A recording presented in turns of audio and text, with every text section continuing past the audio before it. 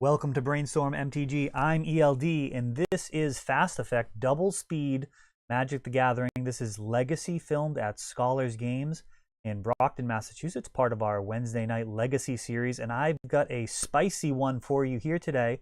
Many of you may have noticed the deck in the top 16 of GP Seattle, Tin Fins, very unconventional in that it was running the Dark Depths combo as well as the Griselbrand Children recursion to draw the entire deck. A very, very spicy deck indeed. Living Wish is going to allow you to find either combo, either getting Lab Maniac when you are comboing out with Griselbrand, drawing your entire deck, or finding the Thespian Stage, Dark Depths, or Vampire Hexmage necessary on the other side of the board. It is really, really powerful. A lot of the cards can lead to a super fast win, but they can also kind of look like they're from a Pokemon deck. Sometimes they just don't gel, so you got to be very careful with it, and we'll see how it goes here. Jeff on a more conventional Turbo Lands, and he's going to lead out with Pithing Needle on Wasteland, expecting me to be on Grixis or some of the other builds that I've run in the past, and Unmask leading out here. And it looks like Elvish Spirit Guide, Crop Rotation, Duress, and Pithing Needle, all of which could be a problem. Crop Rotation, one of the less problematic here, because he does not have any more lands. But still going to grab that in case it goes long.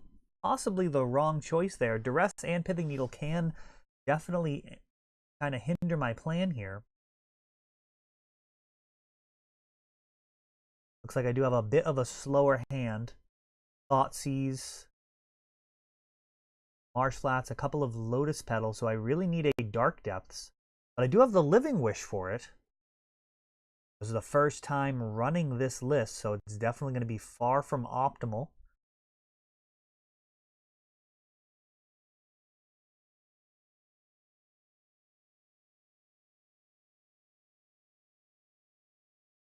Thoughtseize coming out here as well.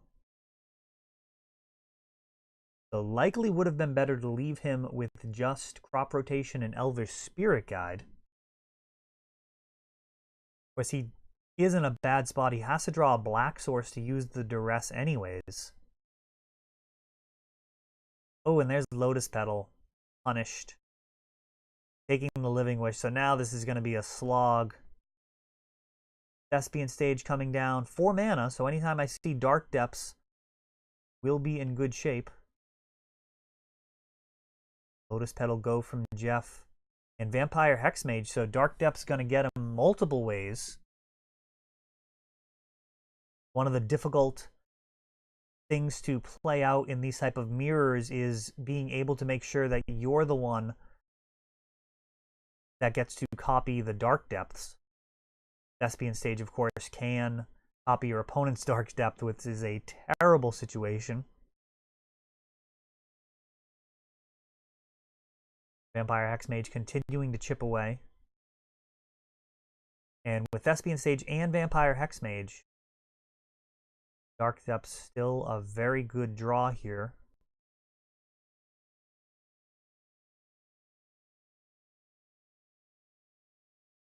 That Pithing Needle naming Wasteland.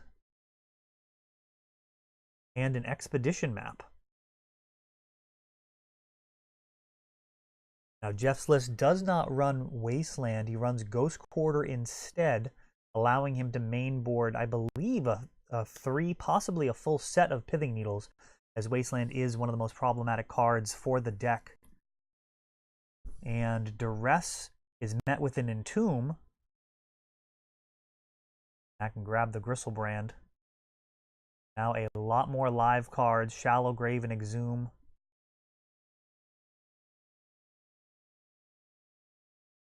Both going to potentially blow the game wide open. Jeff has 5 turns here. And there's the Ghost Quarter. Excellent draw for Jeff. Now he can actually get rid of my Thespian Stage, and that clears the way for him to be able to use Expedition Map to find his own Dark Depths and assemble the Merit Lage combo. That Thespian Stage was a real safety net. It is gone.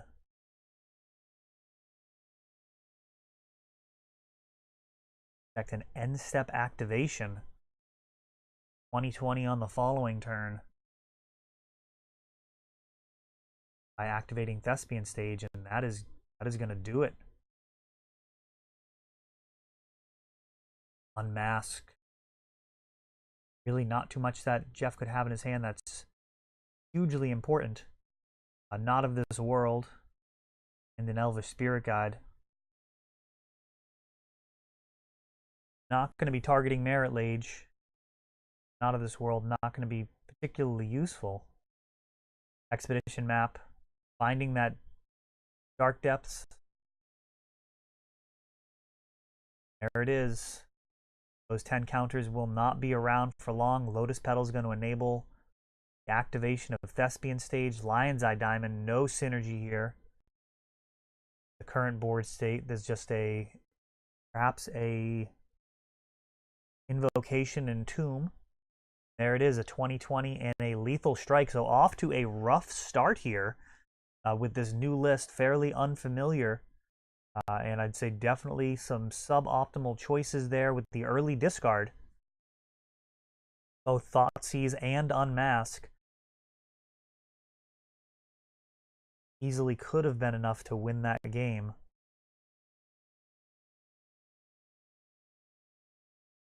And got some Silent Gravestones coming in. That's going to stop any type of Life from the Loam, any type of graveyard removal cards like Fairy Macabre and Surgical Extraction, cards like Deathrite Shaman. There's a lot of use for a Silent Gravestone coming in at 1 mana.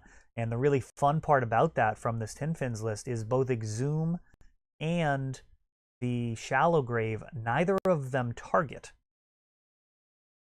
So you're actually able to play a type of kind of graveyard hoser, that'll stop opposing reanimate decks, for example, but really doesn't interfere with your game plan at all.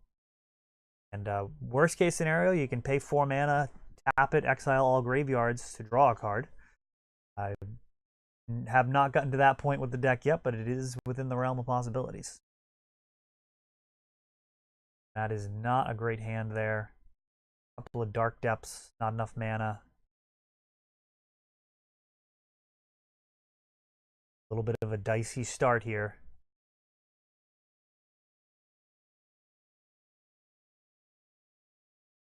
Tin Fins element of this deck should, in theory, give it a little bit of an edge over the traditional Turbo Depths.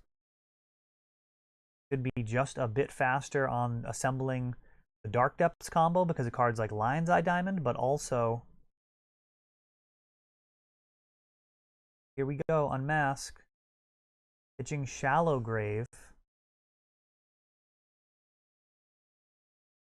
And it looks like Shallow Grave and Entomb left in hand, seeing Duress and Thoughtseize. So looks like another error here.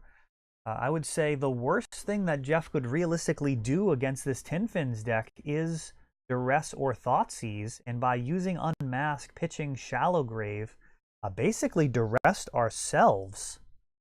So as the faster combo deck, looks like a little bit of pilot error so far, and that's going to take Shallow Grave. So pretty terrible spot already. Thespian Stage coming down. Along with that Bayou, going to allow for most of the spells to be played. All of them for the most part, except for that card in our hand, the Children of Korlis. Actually not even sure how to say it. Exhume right off the top like a savage. That is brutal. Griselbrand coming in. Vampire Hexmage on the other side of the board. And that's 7 cards, including Unmask. And going to be able to actually just cast the Children. So for those unfamiliar, the way this deck works is Griselbrand allows you to draw chunks of cards, 7 per activation for 7 life.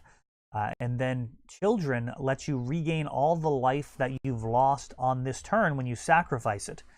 So I think the easiest way to do that is just to keep track of the number of Griselbrand activations. And right now it's 4.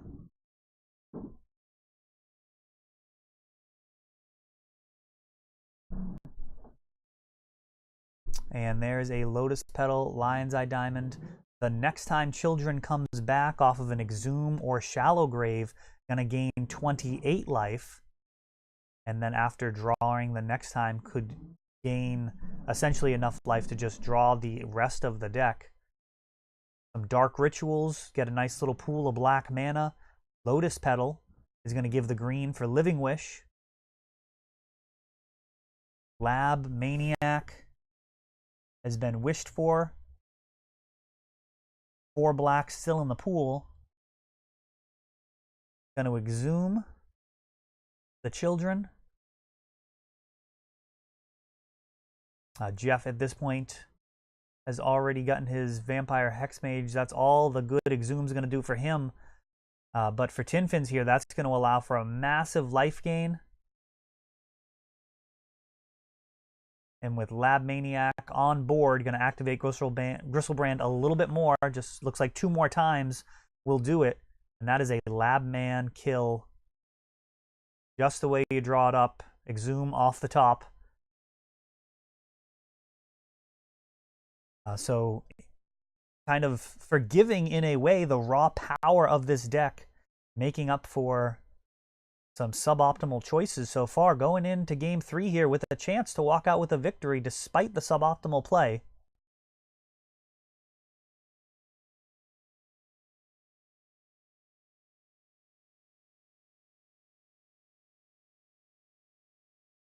A victory apiece. Go ahead and mark those. We are going into game 3 here.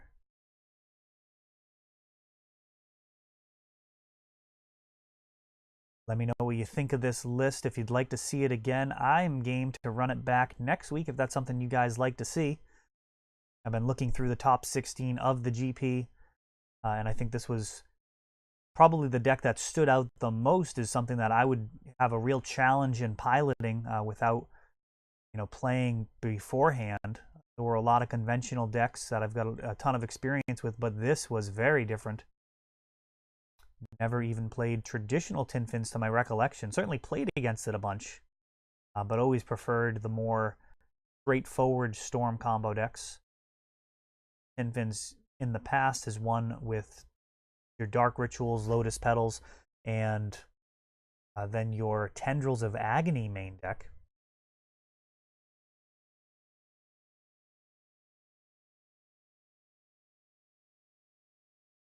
Jeff looks like he is mulling, looking perhaps for Leyline of the Void.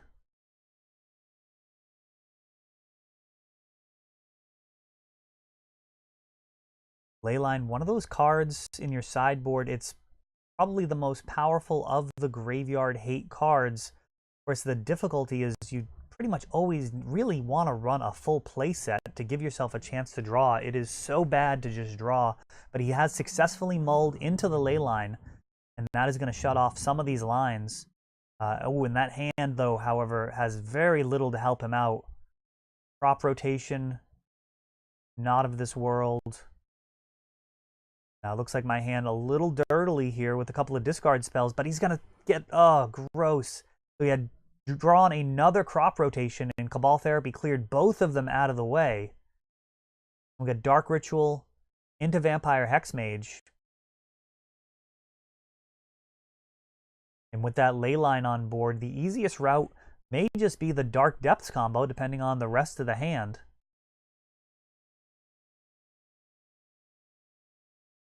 Of course, the Living Wish board does allow for getting rid of Leyline. You've got some utility wish targets in there as well. There's Sylvan Safekeeper, which can protect all of your creatures.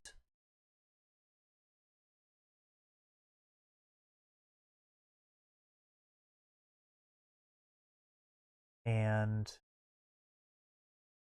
always forget the new Viridian Shaman name. Let me know in the comments. Getting old. Reclamation Sage, there we go. But Reclamation Sage taking out that Leyline of the Void and continuing the beats. Perhaps, definitely a little myopic there. If I had grabbed a Dark Depths, could have just used the Vampire Hexmage to make a 20/20 there. So definitely Jeff is playing on borrowed time. Continuing to beat down here.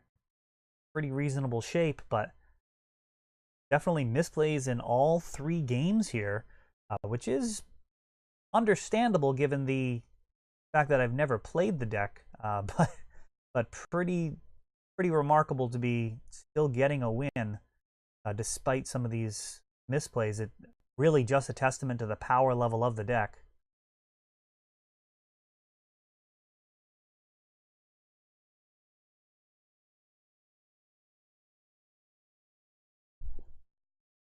Those do appear to be just blunders from my perspective in retrospect here.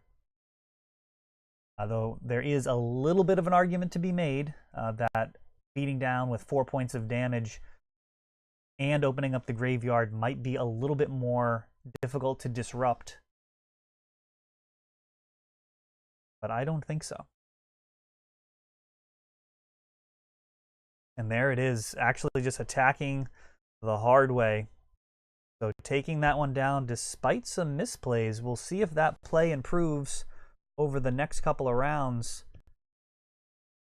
And Jeff and I actually just going to go over some sideboarding thoughts after the match. And we've got 3 more rounds of Tin Fins. Stay tuned. That's all for this one. If you enjoyed the video, please help grow the channel by subscribing.